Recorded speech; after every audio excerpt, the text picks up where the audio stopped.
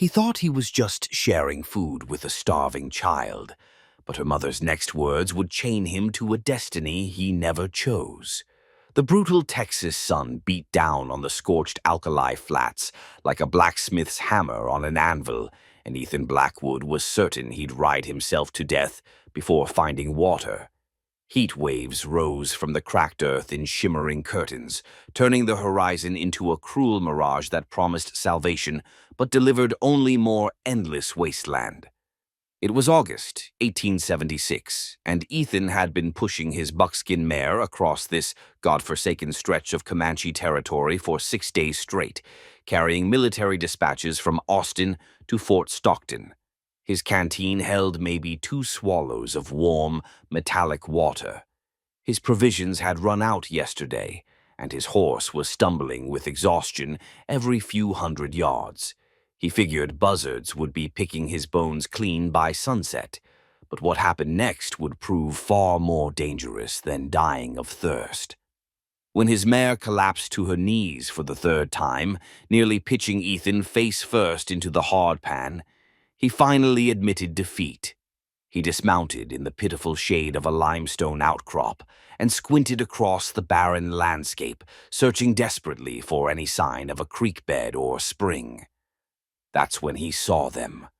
2 figures materialized from the heat shimmer like spirits. A Comanche woman walking with steady purpose across the flats and clutched against her chest, wrapped in a tattered blanket. A tiny child whose whimpering cries carried on the hot wind. As they drew closer, Ethan could see the woman wore traditional dress decorated with faded geometric beadwork, her long black hair woven into a thick braid that hung past her waist. Her face was drawn with exhaustion, her lips cracked and bleeding from dehydration. But it was the child that seized Ethan's heart in an iron grip. A little girl no more than 4 years old, with fever-bright eyes and skin so hot he could practically feel the heat radiating from her small body even from 30 feet away. The woman stopped at a cautious distance, studying him with the wary intensity of someone who'd learned that white men often brought violence and broken promises. Wait, because what Ethan did next would trigger an ancient obligation he couldn't possibly understand. Ethan raised his hands slowly, showing he was unarmed. The woman's dark eyes tracked his every movement as he reached for his saddlebag and pulled out the last of his provisions. Half a canteen of water, some dried beef, and a small pouch of cornmeal. It wasn't much, barely enough to keep him alive for another day.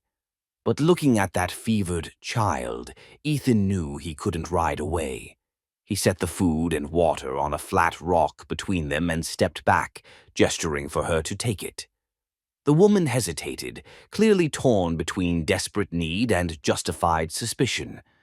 Finally, survival won.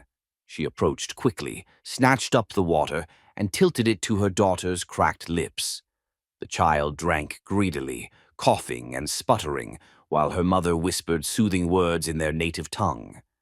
Then the woman tore off a piece of the dried beef and fed it to the girl in tiny bites, each one consumed with the desperation of someone who hadn't eaten in days. Ethan turned away to give them privacy, checking his mare's legs and trying not to think about the fact that he'd just given away his last chance at survival. But you won't believe what the Comanche woman said when she finished feeding her daughter. "You have fed my child," the woman said in heavily accented but clear English, making Ethan turn back in surprise. "You gave her life when death was close. Do you know what this means?" Ethan shook his head, confused. "I just couldn't let a child starve, ma'am. That's all." The woman's expression shifted into something unreadable, not gratitude exactly, but something far more profound and binding. "In the ways of my people, you have created a sacred debt. You saved her life with your food. Now, by the laws of our ancestors, you belong to me. Your fate is tied to mine until the debt is repaid." Ethan felt the ground shift beneath his boots. "I'm sorry, what?" "I don't understand it." "You are bound to me now," she continued, her voice carrying the weight of absolute certainty. "This is not a choice. This is the way of things. You fed my daughter, and that act has consequences you cannot escape." For a moment, Ethan thought the heat had finally scrambled his brains. Belong to her?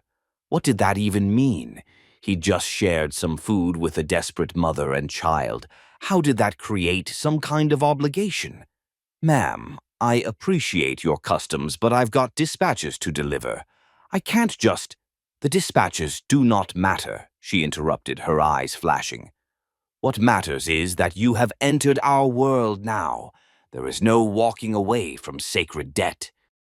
Ethan ran a hand through his dust-caked hair, trying to process what was happening. He'd heard stories about Comanche traditions, their complex codes of honor and obligation, but he'd never imagined he'd find himself trapped in one. "Look, I don't mean any disrespect to your ways," he said carefully, "but I'm just a courier trying to survive this desert. I didn't know feeding your daughter would create some kind of bond." The woman stepped closer, her daughter still clutched to her chest, and when she spoke again, her voice carried something ancient and immovable. "Ignorance does not erase obligation. You fed her. You saved her. Now you are ours." Here's where things took a turn Ethan never saw coming. Before he could respond, the sound of approaching horses made all three of them freeze. The woman's face went pale as she recognized something in the rhythm of those hoofbeats, something that terrified her more than the desert itself. "They found us," she whispered, her voice tight with fear. "The men who killed my husband. They've been hunting us for 3 days." Ethan's hand moved instinctively to his hip, but his revolver had only 4 bullets left. "How many?" 5, maybe 6. She looked at him with sudden, desperate intensity. "You see? The sacred debt calls you already. You must protect what you have claimed by feeding her." "I didn't claim anything," Ethan protested, but the approaching riders were getting closer, and his military training was already assessing the tactical situation. Exposed position, limited ammunition, a woman and child to protect. Every rational part of his brain screamed at him to mount up and ride away from this situation as fast as his exhausted horse could manage. But looking at that fevered little girl clinging to her mother, Ethan knew he couldn't do it. Whatever this sacred debt meant, whatever cultural complexity he'd stumbled into, he couldn't abandon them to whatever violence was riding their way. "Get behind those rocks," he ordered, checking his revolver's cylinder, "and stay down no matter what happens." The woman's expression softened for just a moment, not quite gratitude, but recognition. "You honor the debt," she said quietly. "Perhaps you understand more than you think." The riders crested the rise, and Ethan got his first clear look at them. 5 rough-looking white men with the hard eyes and weathered faces of frontier predators. Bounty hunters, most likely, or worse. But what they wanted with a Comanche woman and child would have to wait. The lead rider, a scarred man with a tobacco-stained beard, reined in his horse and grinned when he saw Ethan standing there. "Well, well, looks like the squaw found herself a protector. You know there's money on her head, friend. Her husband killed a settler. We're just collecting what's owed." Ethan's jaw tightened. "The woman's under my protection." "Ride on," the bounty hunter's grin widened. "Your protection? That's funny. See, we've been tracking her for days, and I don't recall anyone asking you to interfere in our business." "I'm making it my business," Ethan replied, his voice steady despite the odds stacked against him. "Last chance. Ride away." The bounty hunter's hand drifted toward his gun. Big talk for a man who's outnumbered 5-1. But Ethan had fought in the war. He'd survived Shiloh and Antietam, and he'd learned that sometimes the man willing to die first was the one who walked away. "Then I guess we'll find out which one of you wants to die first," Ethan said quietly, his hand hovering near his Colt. What happened in the next 30 seconds would determine whether he'd live to regret accepting that sacred debt. The standoff stretched like pulled wire, the desert air thick with the promise of violence. Ethan kept his eyes locked on the lead bounty hunter, reading the micro-expressions that would telegraph when the man decided to draw. Behind him, he heard the woman whispering prayers in Comanche, her daughter whimpering softly. Then the lead rider made his move. Ethan's gun cleared leather in one fluid motion, the Colt bucking in his hand as the first shot took the bounty hunter square in the chest. The man's eyes went wide with shock as he tumbled backward off his horse. Chaos erupted. The other riders scattered, drawing their weapons, and Ethan dove behind the rocks where the woman and child huddled. Bullets whined off stone, sending up puffs of limestone dust. Ethan fired twice more, dropping another rider and sending a third horse bolting in terror.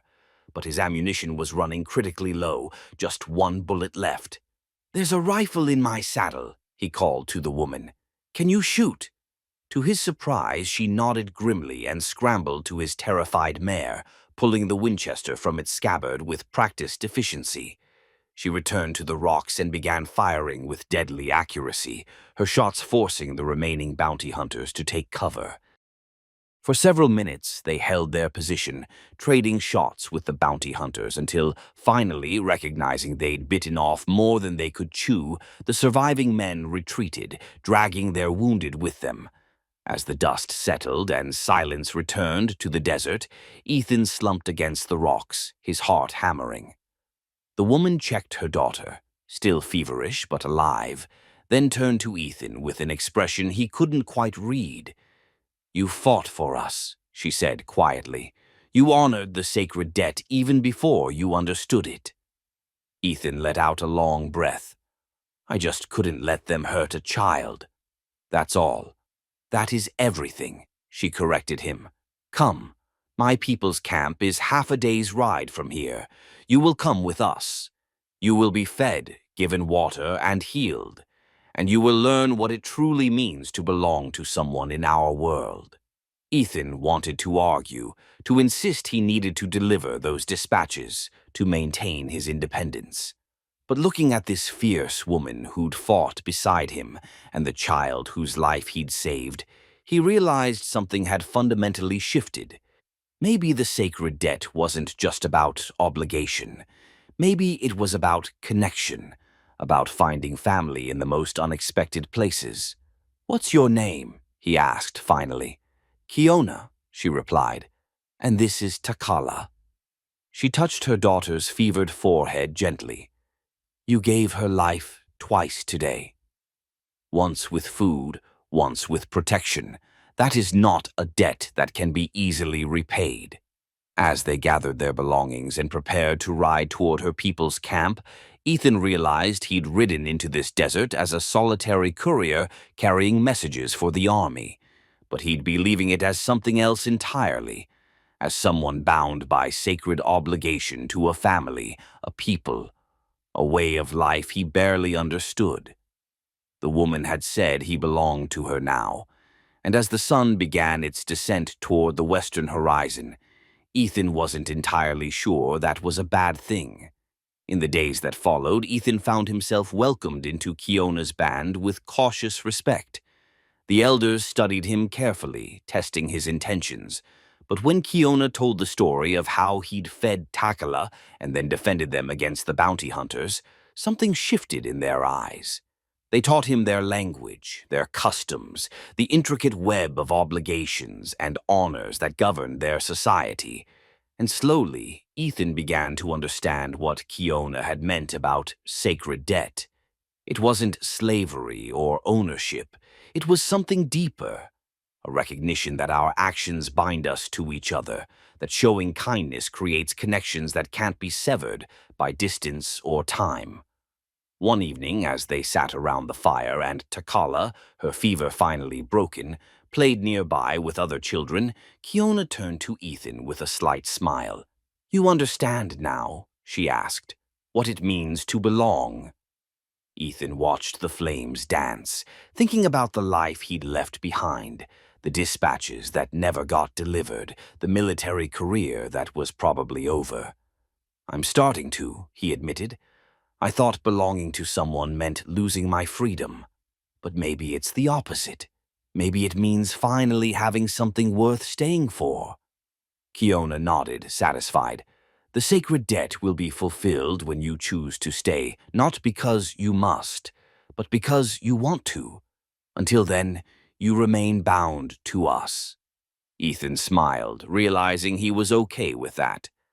"I think I can live with that arrangement." As the stars emerged overhead and the night sounds of the camp settled around them, Ethan understood that he'd stumbled into something far more valuable than any military dispatch or solitary wandering. He'd found family in the most unexpected place, created by the simplest act of kindness and solidified by the most ancient of obligations. If this story of unexpected connections and sacred bonds has moved you, if you felt the weight of that Texas sun and the power of traditions that bind us across cultures, then journey with us deeper into the untamed frontier. Subscribe for more tales of the Wild West, where every act of kindness might just change your destiny forever.